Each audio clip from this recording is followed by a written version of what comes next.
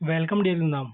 आज हम पढ़े BHDG 173 पार्ट 40 किशोर युवा और बुजुर्ग वर्ग के लिए लेखन।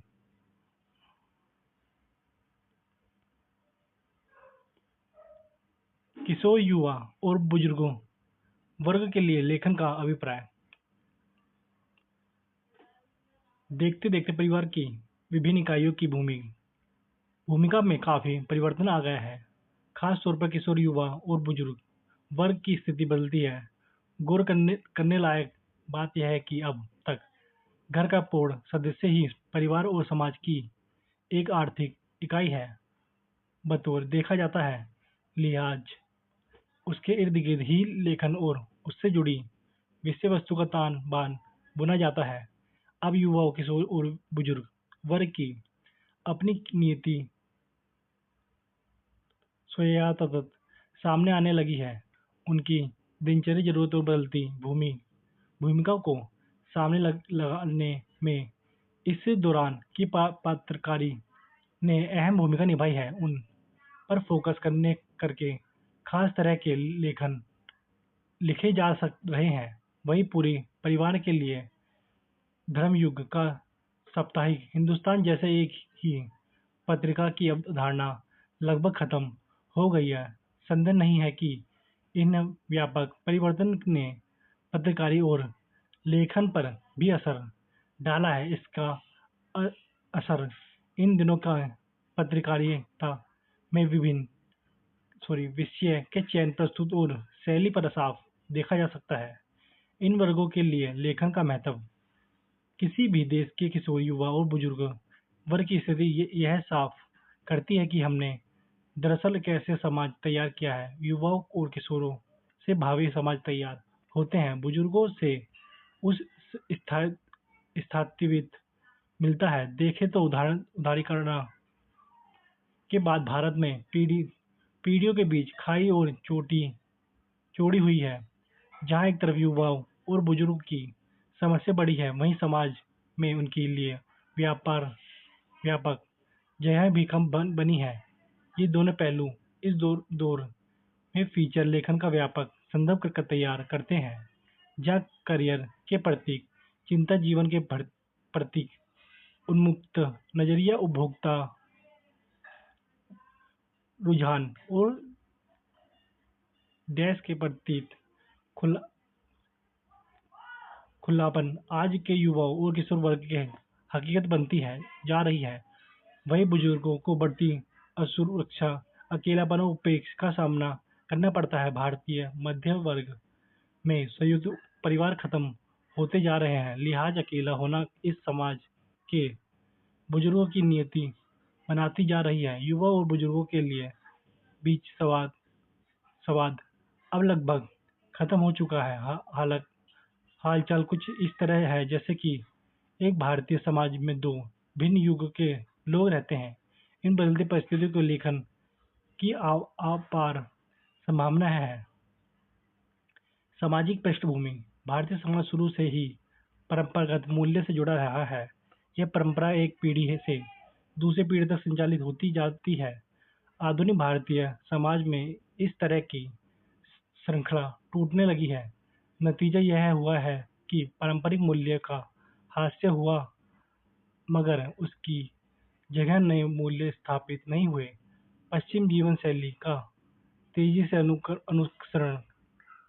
अनुकरण हुआ है, लेकिन आधुनिक जीवन मूल्य से भारतीय समाज अनभिज्ञ रहा है। इसकी वजह से युवाओं में एक किस्म का बिखराव देखने को मिलता है। इतने बड़े प्रजापति देश में युवा और राजनीतिक चेतन बहुत ही अपरिपक्व है।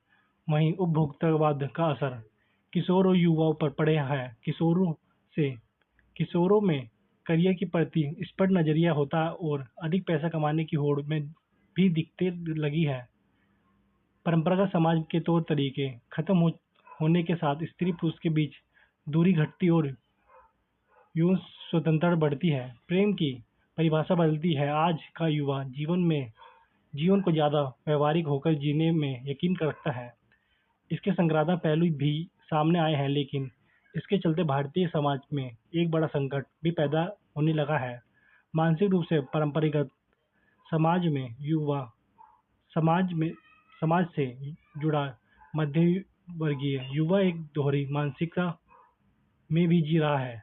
दूसरे ओर पर बुजुर्ग की तरफ देखें देखने से लगता है कि आर्थिक रूप से स्वतंत्र और मजबूत हो तो हुई है हुई मगर सामाजिक रूप से लगातार कमजोर पड़ने जा रहे हैं, जिसमें सामाजिक व्यवहार में वे खुद को सुरक्षित महसूस करते हैं। अब वह अब छीन भिन्न होती हैं जा रही हैं। संपत्ति के लालच में उन्हें पर हमले बढ़ते हैं तो महानगर में बच्चों से दूर अकेले रहने वाले बुजुर्गों के जीवन असुरक्षित होते जा रहे हैं। कभी जीवन के अंतिम समय में एक भरे पूरे परिवार का मुखिया बनने वाला भारतीय आज जीवन संध्या में अकेला उदास और असुरक्षित है। ऐसे में एक बेहतर फीचर लेखन को इस संकटों की पहचान कराना वाला बनना भी सामने आने चाहिए।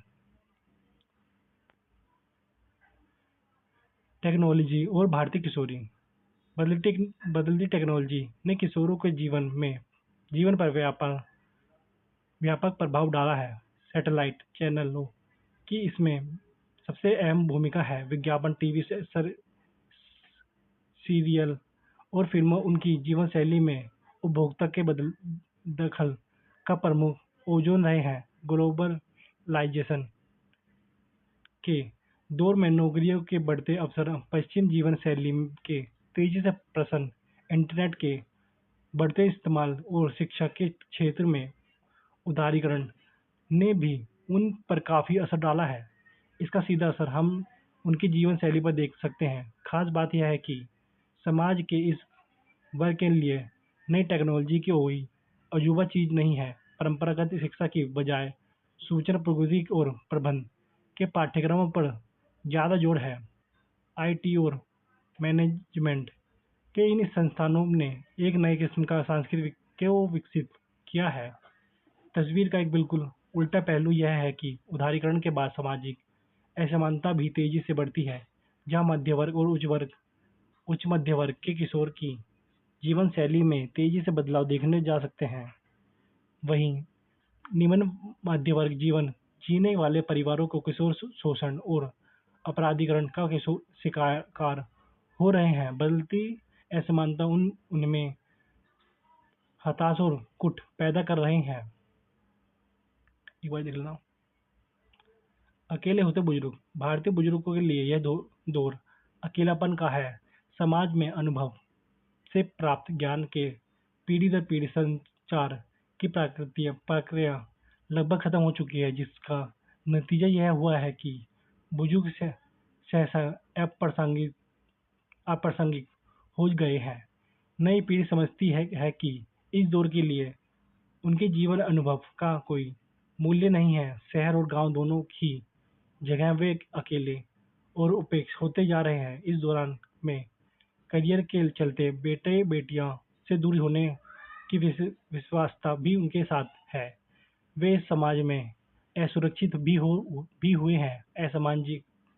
असामाजिकता तत्वों के का वे आसान शिकार हैं। आने वाले दिनों में यह संकट और बढ़ने वाला है। ऐसा नहीं है कि बुजुर्गों के लिए बदलता हुआ दौर सिर्फ निराशा लेकर आया हो। उनकी समस्या बढ़ती है तो अब उन पर पहले से ज्यादा फोकस भी कर रहे हैं। कई स्वयंसेवी संगठन उनकी मदद को आगे आ रहे हैं। वे आर्थिक रूप से अब पहले से ज्यादा सबल हुए हैं। एक बार देखना।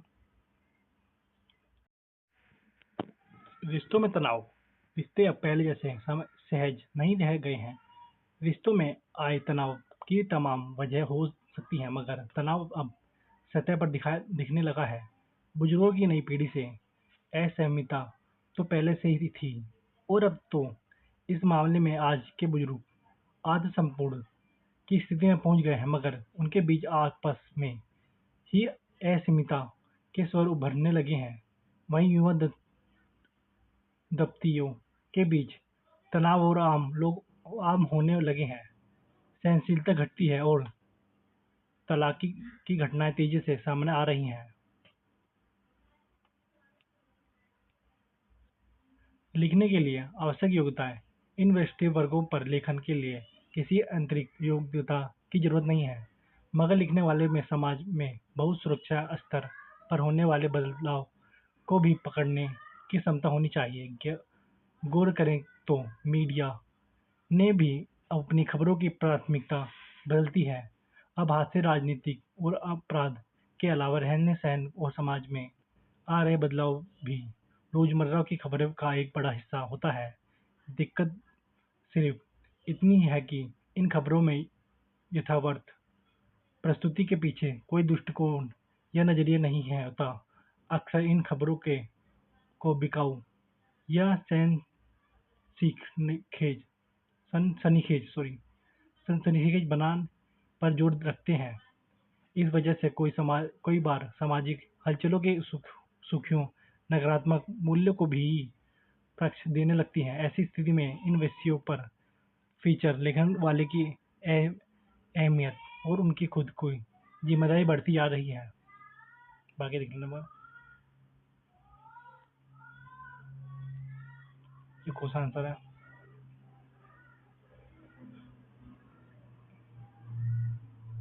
प्रकाशन की प्रकृति। यह भी ध्यान में रखना होगा कि हम जिस समाचार पत्र का या पत्रिकाओं के लेखक के लिए लेखन चाहते हैं उनकी प्रकृति क्या है। इन दोनों बहुत सी पत्रिकाओं किशोर और युवाओं को ध्यान में रख कर विशेष फीचर पृष्ठ निकाल रही है। उनका लक्ष्य किशोर पाठकों के बीच पत्र को लोकप्रिय बनना होता है। ऐसे फीचर पेज की भाषा शैली और विषय थोड़ा भिन्न होंगे। इन्हीं के बारे में गंभीर प्रकृति की पत्र पत्रिकाओं में लिखते वक्त प्रस्तुत का अंदाज और विषय का चयन थोड़ा अलग होगा। उदाहरण के तौर पर हम अमर उजाला में छपने वाले फीचर सप्लीमेंट 3 वर्ल्ड में छपने वाले लेख को शीर्षक देखें तो बात और स्पष्ट हो जाएगी। बाकी देखना, विषय पर शोध। किसी भी विषय पर लिखते समय उसकी शोधपरक जानकारी आवश्यक है। इसके अभाव में फीचर बेदम जाएंगे। अखबार में प्रकाशित होने वाले फीचर हजारों लोग के लिए सूचना को स्रोत होते हैं। लिहाज हमारी जिम्मेदारी बन जाती है कि हम फीचर में सटीक और प्रामाणिक जानकारी दें। इसके लिए यह आवश्यक है कि हम जो भी विषय चुने उसके बारे में प्राप्त शोध के बाद भी लिखना आरंभ करें। उदाहरण के लिए हम महानगरों में अकेले रहने वाले बुजुर्गों पर कुछ लिखना चाहते हैं तो इसके बारे में पहले उपलब्ध कोई शोध सामग्री और लेख जुटाने का प्रयास करना चाहिए। इस तरह यदि हम गरीब के कारण पढ़ाई बीच में छोड़ने वाले किशोरों पर लिखने चाहते हैं तो इस बारे में किसी सर्वश्रेष्ठ संगठन की रिपोर्ट और उपलब्ध सरकारी आंकड़ों के अलावा स्थिति के वास्तविक आकलन करने का प्रयास करना चाहिए। एक बार देख लो नहीं। फोटो और अन्य सामग्री। बदलते दौर की पत्रकारी में फोटो और अन्य सामग्री फीचर को अखबार या पत्रिकारियों के पन्नों पर ज्यादा आकर्षक बनाती है। लिहाज इनकी मांग में भी तेजी से बढ़ती जा रही है। अब संपादन किसी खास विषय को छोटे छोटे ग्राफ, आंकड़े और तस्वीर के एक पैकेज के तौर पर